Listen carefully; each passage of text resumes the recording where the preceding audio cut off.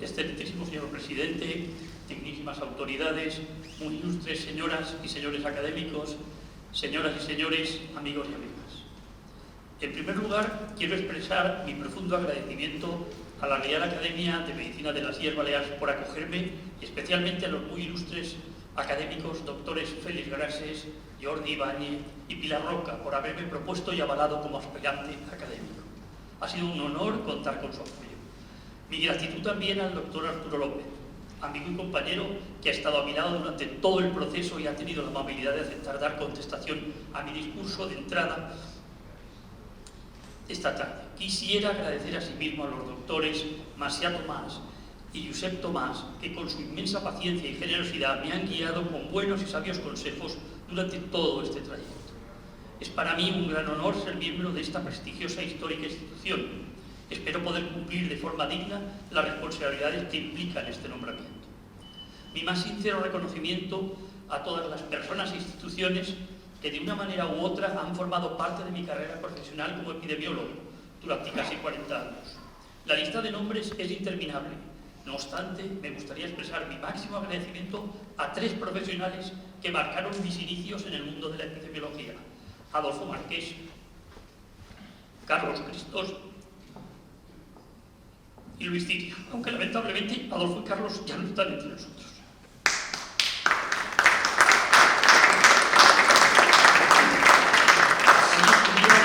Para mí, por un lado, de enorme felicidad, a pesar de la voz entrecortada, por mi ingreso como académico numerario a la Real Academia de Medicina de las Illes Balears y poder compartirlo con mi familia, especialmente con mi esposa María Luisa y mi hermana Esperanza, así como con amigas y amigos que incluso se han desplazado de la península para acompañarme.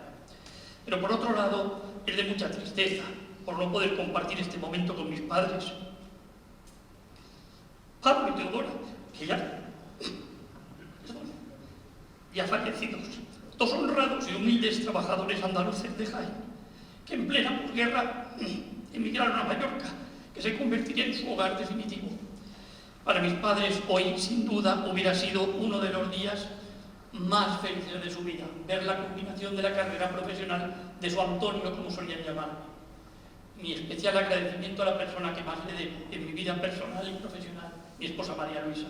Ha sido un estímulo y un impulso constante en todos los ámbitos de mi vida. A lo largo de 47 años hemos compartido momentos buenos y no tan buenos, pero aquí seguimos, disfrutando de pasear juntos por la vida.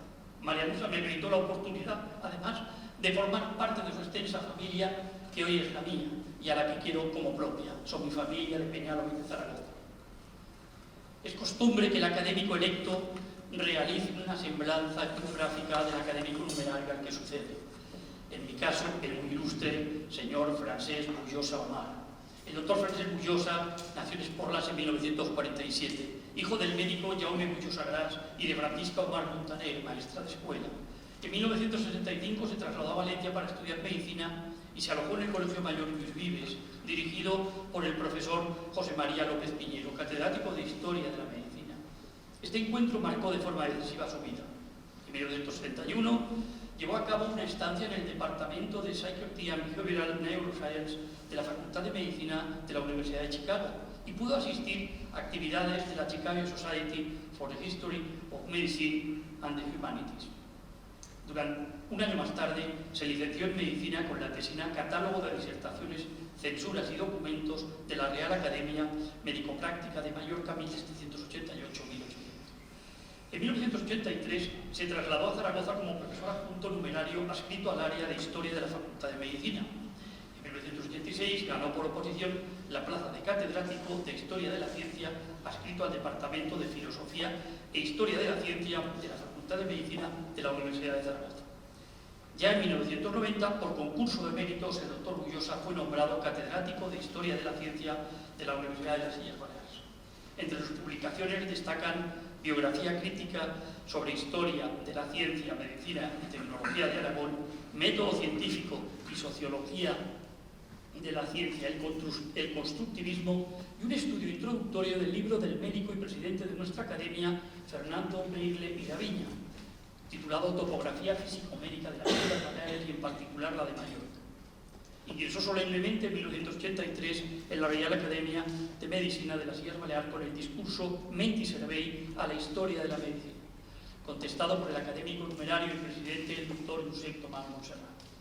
En 2001 impulsó el Grupo de Investigación de Historia de las Ciencias de la Salud, integrado en el Instituto Universitario de Investigación en Ciencia de la Salud, UNICS. Asimismo, orientó su actividad social a la promoción cultural del arte, la ciencia, la historia y los deportes en la prensa escrita. Falleció inesperadamente el 10 de marzo de 2020. Descanse en paz. Bien, ¿cómo empecé yo en el mundo de la prevención y control de las infecciones asociadas a los cuidados sanitarios? Sería marzo de 1994, cuando el entonces gerente del Hospital Sondureta, el doctor Antonio Obrador, insigne gastroenterólogo y académico, pidió mi colaboración ante un problema epidemiológico para el que no acababan de encontrar solución.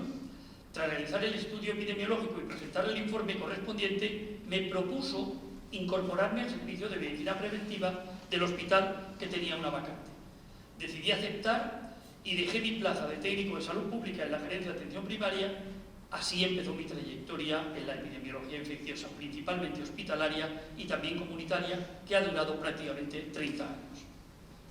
Tres circunstancias han influido considerablemente en el desarrollo de mi carrera profesional en el ámbito de la epidemiología en general y de la epidemiología de las enfermedades infecciosas en particular. La primera circunstancia fue cuando, al iniciar mis estudios de epidemiología en el Instituto Pedro Cogolí de La Habana, cayó en mis manos la segunda edición del libro del doctor John Snow, con H por cierto, On the Mode of Communication of Cholera, publicado en Londres en 1855. Las investigaciones de Snow sobre el cólera en Londres incluían las tres dimensiones básicas, de tiempo, lugar y persona. La información recopilada le permitió señalar el origen de la epidemia, su modo de transmisión, su distribución espacial, la evolución temporal, así como un análisis de las tasas de morbo y mortalidad. En resumen, Snow contribuyó a sentar las bases de la metodología de la epidemiología moderna. Cuando acabé de leer el trabajo del doctor Snow, estaba convencido de que quería seguir sus pasos. La segunda circunstancia fue conocer la historia, o la trágica historia, del doctor Ignaz Philipp Semmelweis. El doctor Semmelweis, que era contemporáneo del doctor Snow, fue pionero en destacar la importancia de la higiene de las manos durante los cuidados sanitarios. Semmelweis publicó en 1871 su obra clave de la etiología, el concepto y la profilaxis de la fiebre puerperal. A pesar de varias publicaciones difundiendo sus resultados y demostrando que el lavado profundo de las manos de los obstetras reducían significativamente la mortalidad por fiebre puerperal a menos del 1%, las observaciones de Semmelweis entraban en conflicto con la opinión médica predominante de su tiempo y, en general, sus ideas fueron rechazadas. Las recomendaciones de Semmelweis solo fueron aceptadas unos años después de su trágica muerte, cuando Louis Pasteur confirmó la teoría de los gérmenes como causantes de las infecciones y cuando Joseph Lister, siguiendo las investigaciones de Pasteur, implementó el uso de los métodos de asepsia y antisepsia en cirugía. Resulta fácil imaginar la consternación que le habría producido a Semmelweis si pudiera observar cómo casi 160 años después los profesionales que nos hemos dedicado a la prevención y control de las infecciones asociadas a los cuidados sanitarios tenemos que seguir insistiendo en la importancia de la higiene de las manos durante la atención sanitaria. Y la tercera circunstancia fue la lectura en 1992 del libro de los doctores Skrabanek y McCormick titulado Sofismas y desatinos en medicina. Según los autores, y abro comillas, el objetivo de nuestro libro es llegar a las mentes inquisitivas, sobre todo a las de los jóvenes, todavía no corrompidas por el dogmatismo. Aunque se dice que ambos padecemos escepticemia, es curioso que nos sentimos felices de presentarla, pues creemos que es un estado de promoción de salud que nos agradaría contagiar a otros. Y cierro comillas. Los autores definieron la escepticemia en su libro, abro comillas, es un trastorno raro y generalizado de baja infectividad. La educación recibida en las facultades de medicina puede llegar a conferir inmunidad de por vida frente a la misma. Cierro comillas.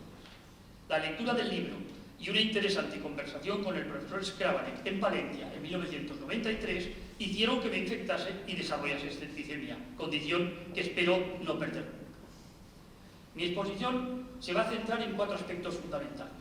la diferencia entre las infecciones asociadas a los cuidados sanitarios frente a la idea clásica de infecciones nosocomiales, la importancia de las infecciones asociadas a los cuidados sanitarios, la evolución de las estrategias de los aislamientos desde finales del siglo XIX y la trascendencia e importancia de las precauciones estándar y de las precauciones basadas en los mecanismos de transmisión en la prevención y control de las infecciones asociadas a los cuidados sanitarios. Bien, infecciones nosocomiales o infecciones asociadas a los cuidados sanitarios.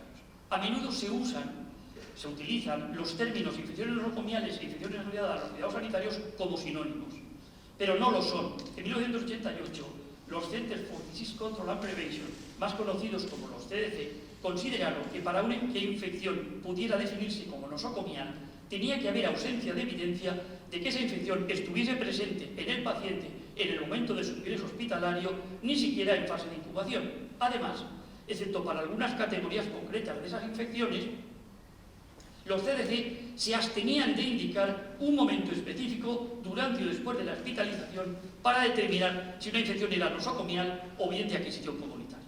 Señalaban también los CDC la necesidad de que cada infección debía evaluarse estrictamente en búsqueda de evidencias que la vinculase con la hospitalización. A principios de los años 90 se generó un debate sobre los conceptos de infecciones nosocomiales e infecciones comunitarias, considerando estas últimas como las que no ocurrían en los hospitales. En 1998 se propuso crear una categoría más inclusiva y se empezó a hablar de las infecciones asociadas a los cuidados sanitarios y se fue perfilando la definición de dicha categoría. En 2007, los CDC publicaron la Guía de 2007 sobre precauciones de aislamiento, prevención de la transmisión de agentes infecciosos en entornos de cuidados sanitarios. Documento que mantenía el término infección nosocomial para referirse a las infecciones adquiridas en el hospital, pero que usaba el término infección asociada a cuidados sanitarios para referirse a las infecciones vinculadas a la prestación de asistencia sanitaria en cualquier entorno asistencial. Los hospitales, por supuesto, pero también centros de atención primaria, centros de larga estancia, centros ambulatorios, entre otros. Esta evolución terminológica reflejaba la evidencia de que estas infecciones pueden afectar a pacientes en cualquiera de los entornos donde reciben cuidados asistenciales y no solo en los hospitales. Al mismo tiempo, ese segundo término más amplio mostraba también la dificultad de dilucidar con absoluta certeza cómo adquiere un paciente un patógeno. Los pacientes pueden estar colonizados o expuestos a patógenos potenciales fuera del entorno de los cuidados sanitarios, también antes de recibir dichos cuidados, o bien pueden desarrollar infecciones causadas por los patógenos durante los cuidados sanitarios. Además, con frecuencia los pacientes se mueven entre los distintos entornos del sistema sanitario. En 2008, los CDC consideraron obsoleto el concepto de infecciones nosocomiales, tal como lo habían publicado en 1988, que ya he mencionado, y 2004 respectivamente, y lo sustituyeron por un término más genérico, ya el de infección asociada a cuidados sanitarios. En relación con entornos de cuidados sanitarios de agudo, los CDC definían esas infecciones como un cuadro clínico localizado o sistémico que resulta de una reacción adversa a la presencia de uno o varios agentes infecciosos o sus toxinas, siempre y cuando no hubiera evidencia de que esa infección estuviera presente en el paciente o en fase de incubación en el momento de su ingreso, en el entorno de cuidados sanitarios de agudo. En 2013, los CDC introducen una precisión en la definición de las infecciones asociadas a cuidados sanitarios. Para identificar este tipo de infecciones y diferenciarlas de una infección comunitaria, se definía un periodo de aparición de la infección. Los CDC consideraban como infecciones asociadas a cuidados sanitarios las que empezaban en el día 3 a partir del ingreso o posteriormente. El día del ingreso ya se computaba como el día 1. En la actualidad, todavía algunos profesionales sanitarios continúan utilizando de manera general el término infección nosocomial. La definición de infección nosocomial no contempla la posibilidad de que un paciente puede contraer una infección mediante el contacto con una persona ajena a los profesionales sanitarios una vez transcurridas 72 horas o más tras su ingreso en el hospital. Sin embargo, esa situación puede darse. A título de ejemplo, las infecciones víricas tienen una amplia distribución cosmopolita y habitualmente estacional. En esas circunstancias es muy difícil establecer el origen de una infección respiratoria de uno o más pacientes hospitalizados.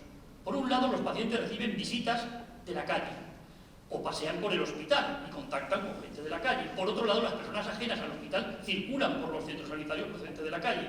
Si tenemos en cuenta los numerosos contactos que puede mantener un paciente, Resulta arduo precisar el origen de esa infección.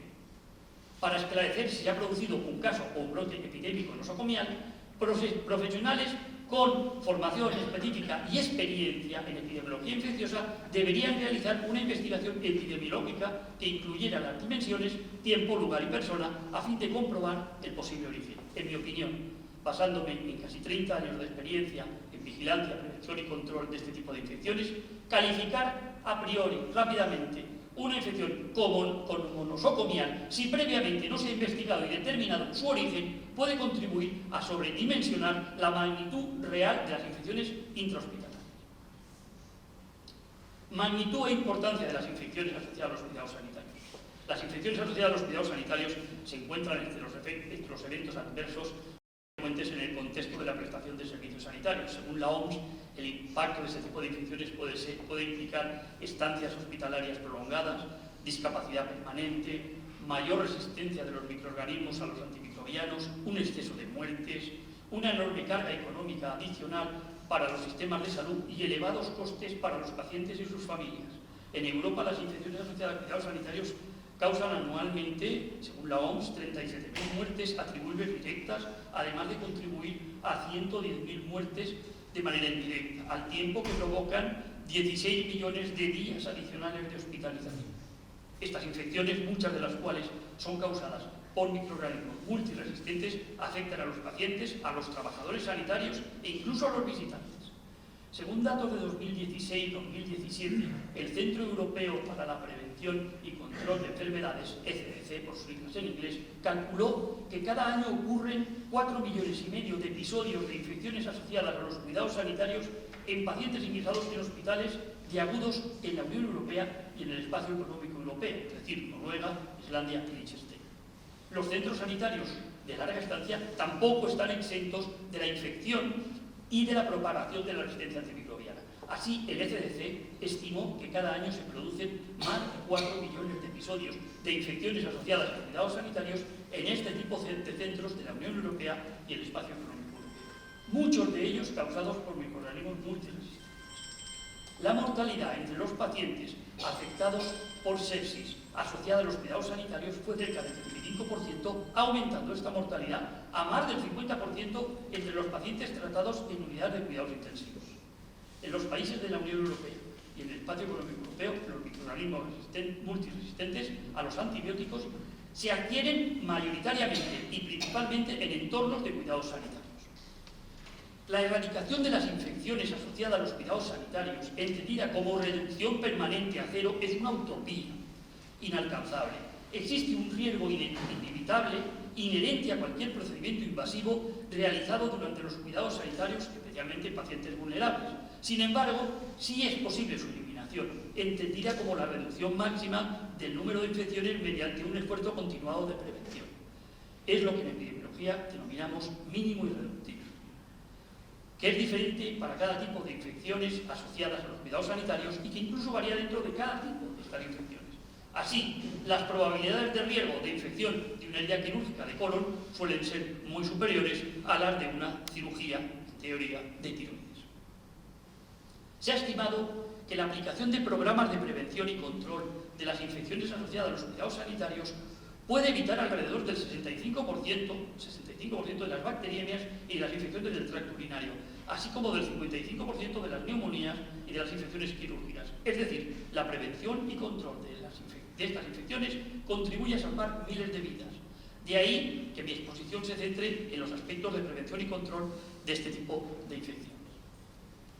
¿Qué tipos de infecciones asociadas a cuidados? Bueno, pues tenemos 5 grandes tipos: las infecciones quirúrgicas, son sobradamente conocidas, las infecciones del torrente sanguíneo relacionadas con dispositivos vasculares, especialmente las vías centrales, las infecciones del tracto urinario asociadas al catéter, las neumonías, especialmente las asociadas a ventilación mecánica, y las infecciones relacionadas con procedimientos endoscópicos. La frecuencia de aparición de estos 5 tipos de infecciones y su gravedad varía en función de factores intrínsecos de los pacientes, así como de factores extrínsecos del entorno. Aunque existen paquetes específicos de cuidados y manejo para la prevención y control de cada uno de los 5 tipos de las infecciones asociadas a cuidados sanitarios, me limitaría a realizar Unos breves comentarios respecto a dos de ellas únicamente: las infecciones del torrente sanguíneo relacionadas con dispositivos vasculares, especialmente las vías centrales, y las infecciones quirúrgicas. La implementación de conjuntos de procedimientos sencillos puede prevenir muchos casos de infecciones asociadas a los cuidados sanitarios. Durante 2003 y 2004, seguro que lo conocen muchas personas del auditorio, Peter Pronovost y su equipo lograron una reducción mantenida en el tiempo de número de episodios de bacteriemia secundaria a infección de catéter vascular central en las unidades de cuidados intensivos de hospitales estadounidenses. Y lo consiguieron gracias a la aplicación de un sencillo listado de 5 pasos de verificación previa a la inserción de dicho catéter vascular. Y esos 5 pasos simples y sencillos incluían: primero, máximas medidas de barrera previa a la inserción del catéter; segunda, higiene de las manos; tercera, asepsia de la piel con clorexidina alcohólica; cuarta, retirada de catéteres no necesarios; y quinta, no inserción de catéteres en acceso femoral, salvo situaciones de urgencia o extrema emergencia. Estas sencillas acciones contribuyeron a salvar cientos de miles de vidas. En 2008, unos años después, se introdujo en los Países Bajos un paquete, un bundle de cuidados para prevenir las infecciones quirúrgicas que constaba de 4 simples elementos. Eran los siguientes: primero, profilaxis antibiótica según las pautas locales; segundo, no rasurar nunca; tercero, normotermia del paciente durante toda la cirugía; y cuarto, disciplina de higiene en el quirófano. ¿Y cómo lo medía? Según el número de movimientos de apertura y cierre de la puerta del quirófano durante la cirugía. A mayor número de aperturas o cierres del quirófano, aumentaba más. Bien, se aconsejó a los hospitales neerlandeses que implementaran ese paquete completo y evaluaran los resultados. Una vez realizado, el riesgo de infección quirúrgica fue significativamente muchísimo menor para las cirugías que aplicaron el paquete completo con las 4 medidas, frente o en comparación con las cirugías con un cumplimiento incompleto, 2 o 3 medidas. De todas maneras, antes de acabar este apartado, señalar que la existencia de esos paquetes fundamentados en evidencias científicas no es garantía de que se implementen siempre, que estén indicadas, ni tampoco de que se apliquen de manera completa y correcta. Bien, el último apartado es prevención y control de las infecciones asociadas a los cuidados sanitarios, aislamiento. Las prácticas y procedimientos de aislamiento son una de las facetas más efectivas de las estrategias para la prevención y control de las infecciones asociadas a los cuidados sanitarios. Este tipo de precauciones se han utilizado en los hospitales durante siglos, pero con escasa base científica hasta finales del siglo XIX, y se entenderá fácilmente. Un avance científico fundamental de la segunda mitad del siglo XIX fue la teoría microbiana de la enfermedad o teoría germinal de las enfermedades infecciosas elaborada por Louis Pasteur, posteriormente corroborada por Robert Koch, y en ese mismo periodo Joseph Lister aunó el legado de Ignaz Semmelweis, ya lo he mencionado, con las aportaciones de Louis Pasteur e introdujo la estrategia de asepsia y antisepsia, primero en la cirugía y posteriormente se generalizó en los cuidados sanitarios. Por otra parte, paralelo, William Halsted introdujo los guantes de goma para uso quirúrgico en 1890. Muchos hospitales en el mundo incorporaron las aportaciones de Lister y de Halsted en ese periodo. Según refiere el doctor Josep Tomàs Montserrat, el método antiséptico del cirujano inglés llegó a Mallorca de la mano del médico Rafael Gassambol, con la publicación de un extenso artículo sobre cirugía antiséptica en la revista Balear de Medicina, Farmacia y Veterinaria en enero de 1885. Teresa Lynch señaló que ya en 1877 se habían publicado recomendaciones para aislar a los pacientes con enfermedades infecciosas en algo que denominó un manual del hospital, publicado en Estados Unidos, que aconsejaba ubicar a dichos pacientes en espacios de aislamiento. Las mejoras en las prácticas de prevención y control de infecciones comenzaron durante la Guerra de Crimea, cuando Florence Nightingale abogó por utilizar pequeñas salas tipo pabellón, unidas por corredores al aire libre y de un ambiente limpio para los soldados heridos. El Hospital St. Thomas de Londres fue uno de los primeros nuevos hospitales en adoptar el principio de pabellones, popularizado por Florence Nightingale. La intención era mejorar la ventilación y segregar a los pacientes con enfermedades infecciosas. En el cambio de siglo, en los hospitales generales de los países más desarrollados, se aislaban los pacientes con enfermedades infecciosas en habitaciones individuales. En 1910 se introdujo un nuevo sistema, el sistema de cubículos de aislamiento en los hospitales, que por primera vez implicó el manejo de los pacientes infecciosos en salas múltiples, como si estuvieran solos en una habitación o cubículo. De modo que el personal del hospital utilizaba batas separadas, practicaba el lavado de manos antiséptico, no el higiénico, después del contacto con el paciente, y desinfectaba posteriormente el equipo contaminado. Los procedimientos de prevención y control de infecciones adoptaron fueron así más rigurosos y efectivos. Muchos de esos cuidados, utilizados en el sistema de cubículos, fueron diseñados para prevenir la transmisión de microorganismos patógenos a otros pacientes, así como al personal sanitario, y se denominaron, todavía se denominan, cuidados de barrera. Esta modalidad de cuidado se convirtió en la principal medida para la prevención y control de las infecciones en los hospitales y proporcionó a los hospitales generales una alternativa al traslado de pacientes a hospitales para enfermedades infecciosas. En el caso de Palma, según el Pla de Reorganització dels Serveis Sanitaris Municipals, aprobado en 1932 por la Comisión de Foment, Beneficencia y Sanidad del Ayuntamiento, presidida por el doctor Emili Darder, académico numerario de nuestra academia, abro comillas, es decir, exceptuando las campañas del Instituto Provincial de Higiene, no se ha emprendido una lucha sistemática contra las enfermedades infecciosas y no existe ninguna verdadera estación de desinfección ni hospital o pabellón de aislamiento. Cierro comillas, era 1931. Con el desarrollo científico-técnico y la mejora de la prevención y control de las infecciones en la década de 1950, los hospitales monográficos para enfermedades infecciosas fueron cerrando gradualmente, excepto los que atendían a pacientes con tuberculosis.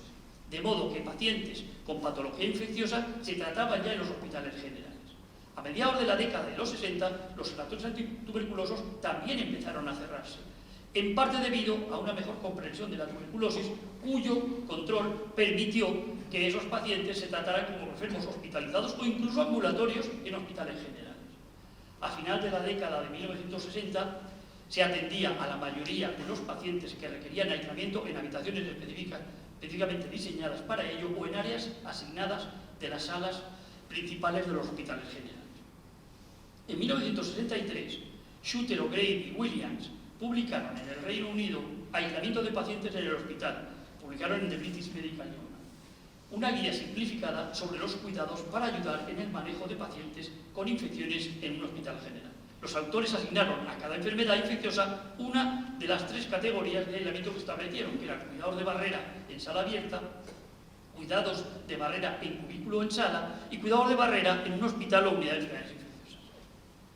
Lo que pasó, que los CDC consideraron demasiado simplista el sistema británico propuesto por Schuster y colaboradores, por lo que en 1970 publican la primera edición de técnicas de aislamiento para su uso en hospitales, que describía entonces 7 categorías de aislamiento, así como los cuidados para la prevención y control de la correspondiente infección para cada categoría de aislamiento. Estas categorías se definieron en base a las características epidemiológicas de las infecciones y en base a las vías de transmisión, y eran el aislamiento estricto, respiratorio, entérico, de heridas y piel, de supuración y drenaje, por sangre, protector o inverso.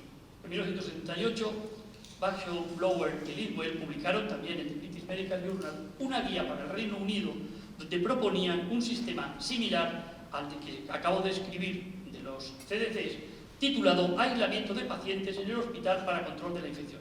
El documento, que contó con la colaboración del Hospital Infection Committee of the Medical Research Council, proporcionaba asesoramiento sobre técnicas y unidades de aislamiento.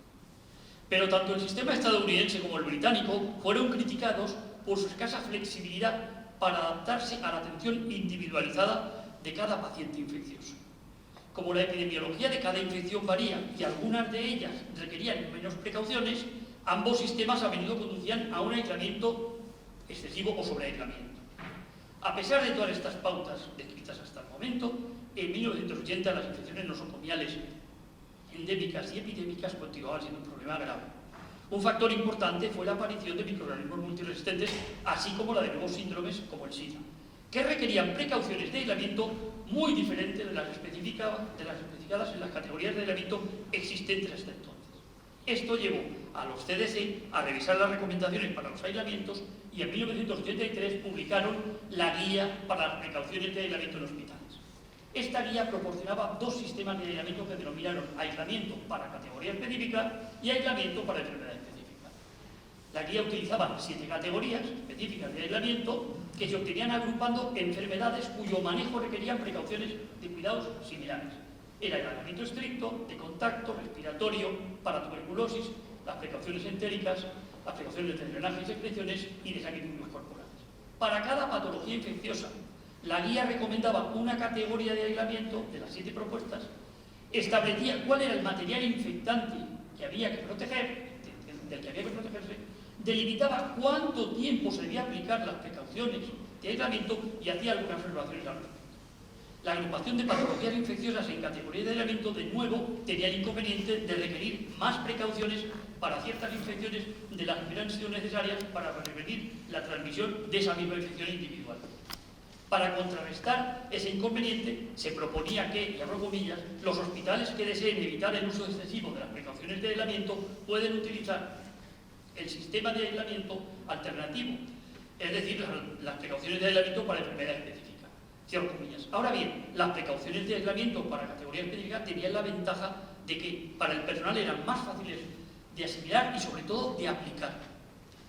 El del segundo sistema, aislamiento por enfermedad específica, cada enfermedad infecciosa se consideraba individualmente, por lo que solo se recomendaba aquellas precauciones individuales que estaban indicadas para interrumpir la transmisión de esa enfermedad concreta.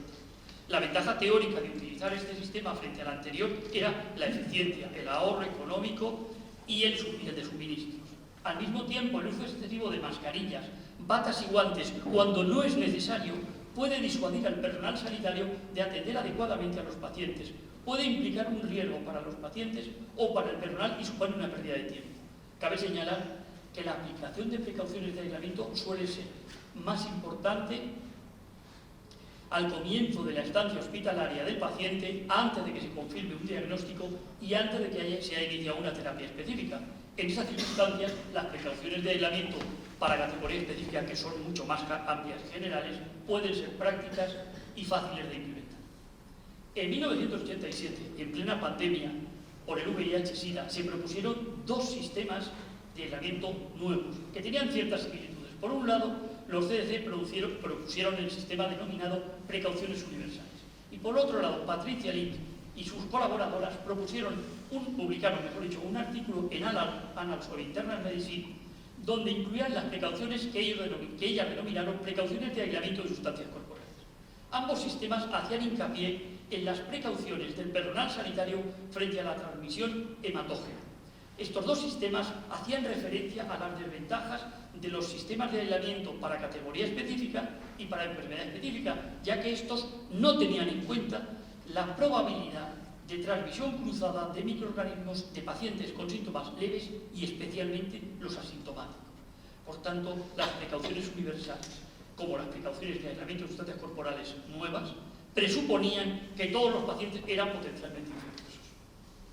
En definitiva, en ambos sistemas se debían aplicar precauciones de barrera para evitar el contacto con sangre y fluidos corporales, independientemente de la situación clínico-epidemiológica del paciente.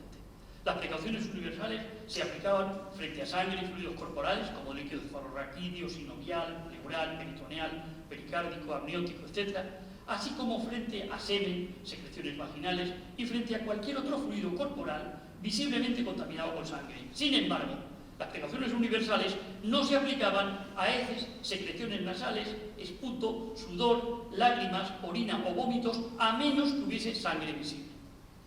Los elementos de barrera protectora que incluían estas precauciones incluían guantes, bata, mascarillas y gafas o pantallas faciales. Se recomendaba hacer higiene de las manos inmediatamente después de quitarse los guantes e incluía indicaciones del manejo de agujas y de otros objetos cortopunzantes.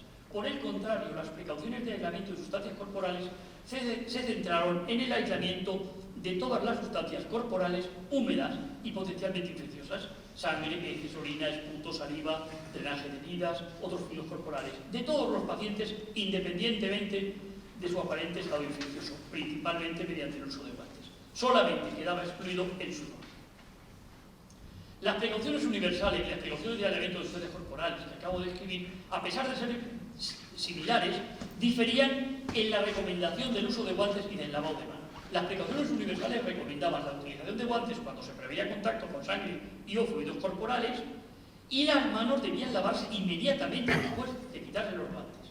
En cambio, las precauciones de aislamiento de sustancias corporales recomendaban guantes cuando se preveía contacto con cualquier sustancia corporal húmeda, cualquiera, pero no requerían lavarse las manos después de quitarse los guantes, salvo que estuviesen visiblemente sucias. Esta circunstancia se señaló como una de las desventajas teóricas de las precauciones de aislamiento de sustancias corporales respecto de las precauciones universales. El uso de guantes como un sustituto protector frente al lavado de manos puede proporcionar una falsa sensación de seguridad con el resultado de una disminución en el lavado de manos, aumentando así el riesgo de transmisión de patógenos.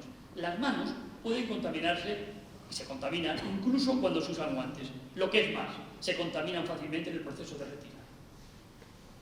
En 1996, el Comité Asesor de Práctica de Control de Infecciones Hospitalarias de los CDC publicó una guía revisada y actualizada, denominada, igual que la del 93, Guía para las Precauciones de Aislamiento en Hospitales, que proponía un sistema de 2 niveles de precauciones.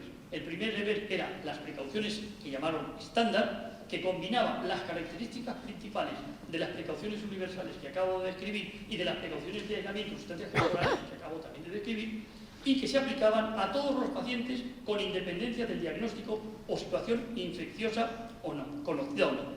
Las precauciones estándar se aplicaban a sangre, todos los fluidos corporales, secreciones y excreciones, exceptuando el sudor, independientemente de que contuviese una sangre visible, se aplicaba también en piel intacta y en membranas mucosas. Este nivel de precauciones tenía como objetivo reducir el riesgo de transmisión de fuentes de infección tanto como conocidas como desconocidas para toda la población.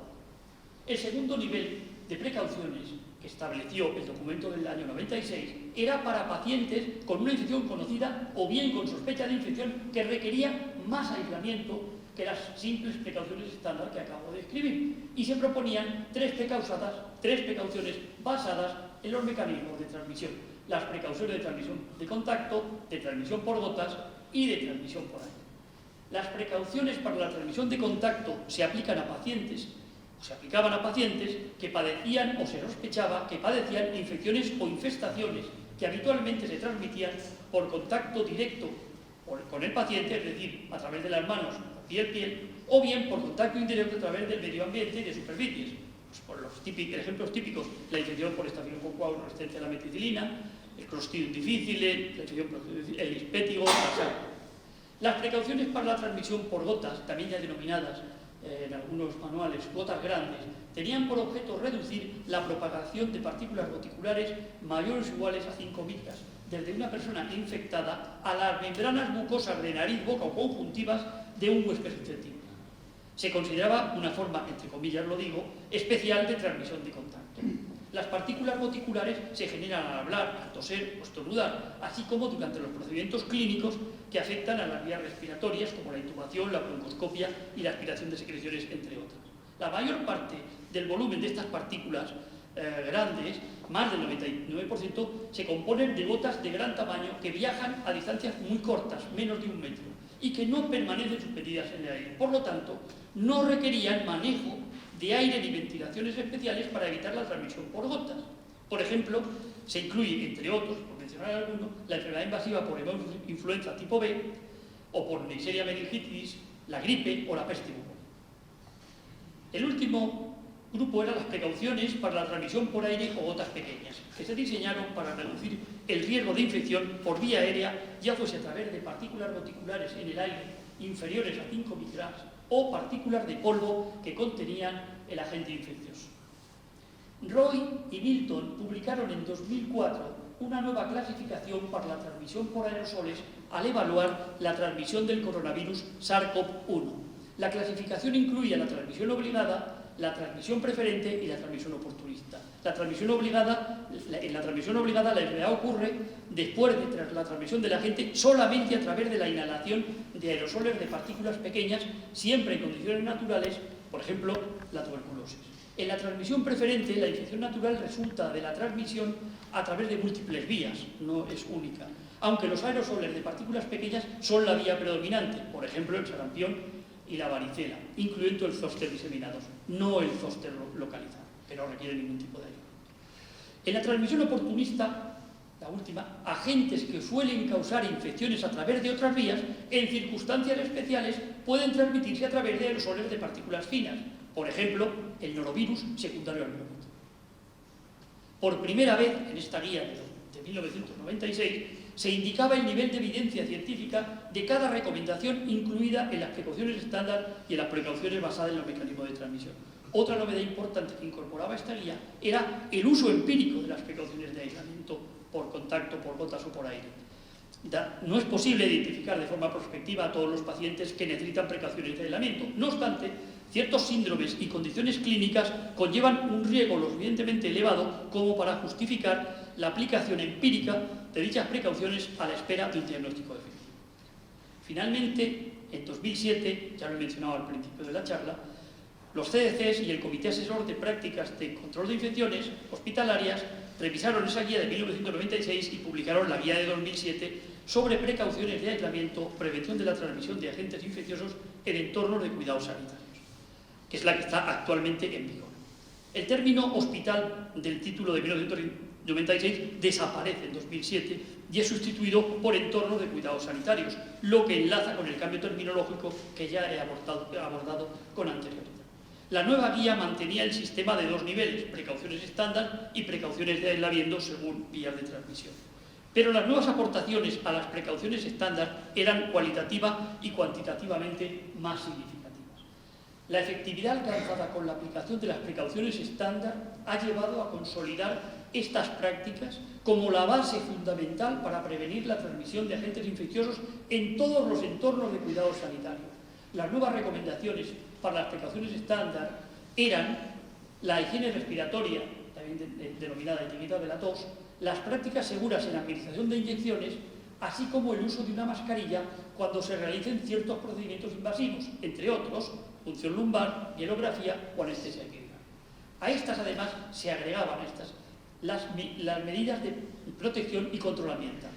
Por un lado, la necesidad de unas recomendaciones para la higiene respiratoria y etiqueta de la tos surgió de las observaciones durante la pandemia del SARS-CoV-1, cuando la falta de aplicación de medidas simples de control de fuentes con pacientes, visitantes y trabajadores sanitarios con síntomas respiratorios pudo haber contribuido a una amplificación importantísima de la transmisión de ese coronavirus. Por otro lado, la aparición frecuente de casos y brotes por los virus de hepatitis B y C en entornos de cuidados sanitarios mostró la necesidad de reiterar las recomendaciones de práctica segura de aplicación de inyecciones como parte de las precauciones estándar. Asimismo, el uso de mascarilla para realizar ciertos procedimientos invasivos, especialmente punciones espinales, surgió de la evidencia comprobada de un riesgo asociado a desarrollar meningitis causada por flora respiratoria. Por último, la información disponible de que los controles ambientales disminuían el riesgo de infecciones fúngicas potencialmente mortales para los pacientes con una inmunosupresión grave llevó a la actualización de las medidas de protección y control ambiental de las precauciones estándar. Cabe señalar que la guía de 2007 subraya la necesidad de la implicación de los distintos niveles de las administraciones sanitarias en el diseño, en la puesta en marcha y en el desarrollo de los programas de control de infecciones. Las características organizacionales repercuten de manera importante en la adhesión del personal sanitario a las prácticas recomendadas de control de infecciones y, por lo tanto, son factores importantes en la prevención de la transmisión de agentes infecciosos. El aumento continuo de la incidencia de las infecciones asociadas a cuidados sanitarios causada por microorganismos multiresistentes en todos los ámbitos de cuidados sanitarios, por un lado, y el conjunto ampliado de conocimientos sobre la prevención en la transmisión de los microorganismos multiresistentes, por otro lado, motivaron la necesidad de elaborar recomendaciones más específicas para la vigilancia, prevención y control de estos patógenos. Además, estas últimas recomendaciones debían ser prácticas y efectivas para poder aplicarse en los distintos entornos sanitarios. De ahí que esa guía de 2007 incluyera una revisión integral y recomendaciones detalladas para la prevención y control de la transmisión de microorganismos multiresistentes. Desde su publicación en 2007, esa guía ha sido objeto de diferentes actualizaciones en respuesta a situaciones y patologías infecciosas. Y concluyo. 1. Ya en 1988, los CDCs señalaban la necesidad de que cada infección nosocomial debía evaluarse en busca de evidencia o evidencias estrictas que la vinculasen con la hospitalización del paciente. 2. El término más amplio de infecciones asociadas a cuidados sanitarios, que en 2007 vino a sustituir al término de infecciones nosocomiales, en cierta medida admitía la dificultad de dilucidar con absoluta certeza el origen de una infección que se manifiesta en un entorno de atención sanitaria. 3. A fin de esclarecer si se ha producido un caso o un brote nosocomial, los profesionales deben realizar una investigación epidemiológica que incluya las dimensiones tiempo, lugar y persona para determinar su origen. 4. Las infecciones asociadas a los cuidados sanitarios pueden implicar estancias hospitalarias prolongadas, discapacidad permanente, mayor resistencia de los microorganismos a los antimicrobianos, un exceso de muertes y una enorme carga económica adicional para los sistemas de salud, así como para los pacientes y sus familias. 5. La aplicación de programas de prevención y control de las infecciones asociadas a los cuidados sanitarios puede evitar muchas de estas infecciones. No obstante, la erradicación de esas infecciones, entendida como reducción permanente a cero, es una utopía. Existe un riesgo inevitable, inherente a cualquier procedimiento invasivo realizado durante los cuidados sanitarios, especialmente en pacientes vulnerables. 6. Las prácticas y los procedimientos de aislamiento son muy importantes en las estrategias que tienen como objetivo la prevención y el control de las infecciones asociadas a los cuidados sanitarios, la reducción de las amenazas de las infecciones por microorganismos multiresistentes y la respuesta a los peligros de infecciones emergentes y reemergentes a nivel mundial. 7. Tanto los microorganismos multiresistentes como los extremadamente resistentes e incluso los panresistentes están cada vez más vinculados a las infecciones asociadas a los cuidados sanitarios. Y 8. La implementación adecuada de las precauciones estándar, además de las precauciones de aislamiento según la vía de transmisión, cuando sean necesarios, debe constituir la piedra angular de la práctica para la prevención y el control de las infecciones durante los cuidados sanitarios todos los niveles. Permítame, para concluir, quiero evocar a la pléyade de muy ilustres académicos que me han precedido y que han desarrollado su actividad científica, técnica y asistencial en el ámbito de la salud pública. Un recuerdo especial para el muy ilustre doctor Emili Dardel, médico epidemiólogo, cuya actividad profesional entronca, en mi opinión, con la metodología epidemiológica del doctor John Snow, así con el reconocimiento de la influencia de la dimensión socioeconómica en la etiología y en la prevención de las enfermedades planteadas por el doctor Rudolf Virchow. En 1932, la Comisión de Sanidad, presidida por el doctor Emili Dardel, afirmaba, abro comillas, las malas condiciones sociales, la pobreza con todos sus atributos, es la principal fuente de la enfermedad y de la muerte, cierro comillas. De ahí su énfasis en la prevención de la enfermedad y en la promoción de la salud. He dicho.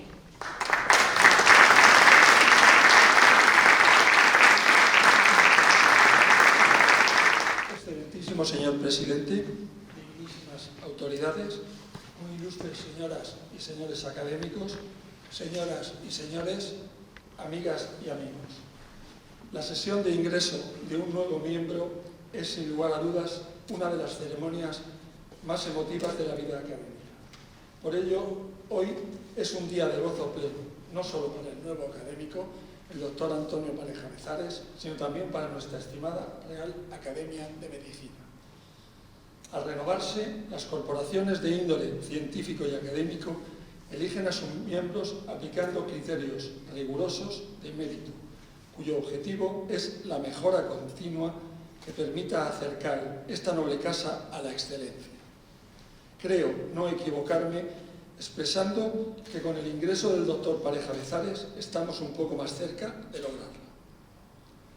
Solo empaña la alegría del ingreso del doctor Pareja el recuerdo de su predecesor en la academia, el siempre añorado doctor Francesc Mullosa Omar, profesor universitario, historiador de la ciencia y sobre todo amante de los caballos, como él siempre recordaba. Conversador afable y divertido. Descansa en paz, estimado Francesc. Es un honor haber sido designado para dar la bienvenida y responder al nuevo académico. Para mí es además una satisfacción por partida doble. Primero, por estar convencido de que el ingreso del doctor Pareja Bezares supone un notable impulso para nuestra academia, que al incorporarle se enriquece con los saberes de una disciplina, la medicina preventiva y salud pública, tan poco conocida como útil, tal como recientemente nos ha mostrado la pandemia de la COVID-19. Y después, si me permitís entrar en el terreno más personal, porque ingresa un estimado amigo. Una feliz circunstancia que se une a los méritos profesionales que el doctor Pareja ha ido acumulando a lo largo de su dilatada y prolífica trayectoria. Antonio Pareja Bezares nació en Llucmayor el 10 de septiembre de 1956. En la década de los 70 del siglo pasado cursó el bachillerato en el Instituto Ramón Llull de Palma y una vez finalizados se trasladó a Barcelona para seguir la carrera de medicina en la Universidad Autónoma, que finalizó en el año 1983. Años más tarde atraviesa el Atlántico y se instala en La Habana para realizar un máster en epidemiología en el prestigioso Instituto Pedro Couri. Es entonces cuando una lectura marcará su futura trayectoria profesional. Llega a sus manos un ejemplar de la obra de John Snow sobre el cólera londinense de 1854. Al concluir el libro, nace en él un deseo de dedicar su vida profesional a esta actividad. Cerrada su etapa cubana, vuelve a España, se diploma en Sanidad y posteriormente obtiene la especialidad en Medicina Preventiva, Salud Pública e Higiene, a la que dedicará el resto de su prolífica carrera de casi 30 años. En 2015 defiende su tesis doctoral en la Universitat de las Illes Balears, que lleva por título Staphylococcus aureus resistente a meticilina en el Hospital Solljatser 2003-2012. Incidencia, colonización y sensibilidad antibiótica, obteniendo la máxima calificación. Es autor de 75 publicaciones en revistas nacionales e internacionales y 15 capítulos de libros, y en su relevante actividad científica debe consignarse una no menos destacada labor docente, tanto en formación de pregrado como en los grados de medicina, enfermería, fisioterapia y odontología. Además de participar en diferentes másteres con un total de más de 6.000 horas lectivas impartidas. Su trayectoria ha estado siempre ligada a la epidemiología y salud pública, destacando que los últimos 28 años de su carrera profesional los ha dedicado a la epidemiología asistencial en primera línea, en concreto a la vigilancia, prevención y control de las infecciones asociadas a los cuidados sanitarios, incluyendo todo lo relacionado con la limpieza, desinfección y esterilización en centros sanitarios. Ha realizado tareas de asesoramiento decisivas para solucionar graves problemas sanitarios para los hospitales del Ibesalud y la Dirección General de Salud Pública y Participación. Atendiendo al prestigio y capacidades del doctor Pareja, la ministra de Sanidad y Consumo y Bienestar Social del Gobierno de la Nación, doña María Luisa Carcedo, lo incorporó a su gabinete en el año 2018, permaneciendo en él hasta el año 2020, donde llevó a cabo tareas de asesoramiento en materias de epidemiología y salud pública. Dice el acervo popular que no te acostarás sin saber una cosa más. Y esta tarde-noche yo tengo que enmendar algo este dicho, ya que he podido aprender no solo una cosa más, sino varias. Del discurso del doctor Pareja quisiera destacar 4 aspectos. Primero, repercusiones de las infecciones asociadas a cuidados sanitarios. Esta modalidad infecciosa es altamente prevalente y supone un coste social y sanitario muy elevado, que se traduce en una mayor duración de los ingresos en el hospital y en un incremento de los procesos de discapacidad, mortalidad y resistencia a los antimicrobianos. Segundo, no es lo mismo infección nosocomial que infección asociada a cuidados sanitarios, aunque algunos de nosotros todavía las consideramos como sinónimos. Esto se explica por la posibilidad de que un paciente contraiga una infección tras un contacto en el centro sanitario con una persona no sanitaria, por ejemplo un visitante, una vez transcurridas al menos 72 horas del ingreso.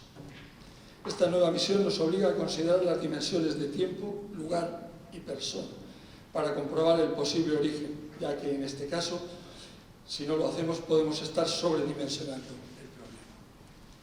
Las principales infecciones asociadas a los cuidados sanitarios incluyen infecciones tras la cirugía, tras colocación de dispositivos vasculares, especialmente vías centrales, infecciones urinarias postcatéter, neumonías tras ventilación mecánica e infecciones asociadas con la endoscopia. Y cuarto y último, evolución e importancia de las precauciones estándar y las precauciones según la vía de transmisión. Aunque las prácticas y procedimientos de aislamiento llevan empleándose varios siglos, siguen siendo uno de los elementos más efectivos en la prevención y el control de las infecciones asociadas a cuidados sanitarios. Pese a que en la actualidad muchas enfermedades infecciosas han sido erradicadas, el aislamiento continúa siendo necesario y muy útil. Teniendo en cuenta que muchas infecciones que se asocian a cuidados se pueden prevenir, el empleo de las precauciones estándar y de aislamiento, si es necesario, deben ser los elementos fundamentales en los que se apoyen tanto la prevención como el posterior control de infecciones durante los cuidados sanitarios. Desde su misma creación y a lo largo de su historia, las actividades de nuestra Real Academia se vinculan estrechamente a la epidemiología y la higiene pública. Abarcan desde las topografías médicas al estudio de enfermedades endémicas y epidémicas, sin eludir el examen de la organización hospitalaria o el análisis e impulso de las políticas sanitarias. El doctor Pareja Bezares viene a inscribir su nombre al pie de la prestigiosa nómina de académicos que han dedicado con provecho su trayectoria profesional al cultivo de la medicina preventiva y la salud pública. Encabezada por nuestro primer presidente, el doctor Francesc Oleo Carrió, introductor de la vacuna contra la viruela en Mallorca en 1801, y sin ánimo de ser exhaustivo, nos vienen a la memoria los nombres ilustres de Fernando Beyler Laviña, Bernat Riera Alemany, Rafael Rivas Sant Pol, Jaume Font i Monteros o el valorado Emili Darder Cánovas. Para concluir, y ahora me dirijo a ti, Tony, para concluir y parafraseando al insigne político y 35 presidente norteamericano John Fitzgerald Kennedy en su famoso discurso de investidura del 20 de enero de 1961, podría decirte: estimado doctor Pareja Bezares, que no te plantees qué puede hacer por ti la Real Academia de Medicina, sino qué puedes hacer tú por la Real Academia de Medicina. Por eso creo que sería innecesario recordarlo, ya que tú sabes muy bien que esta docta casa se viene a servir y no a servirse. Bienvenido, estimado Tony, a esta tu nueva casa. He dicho.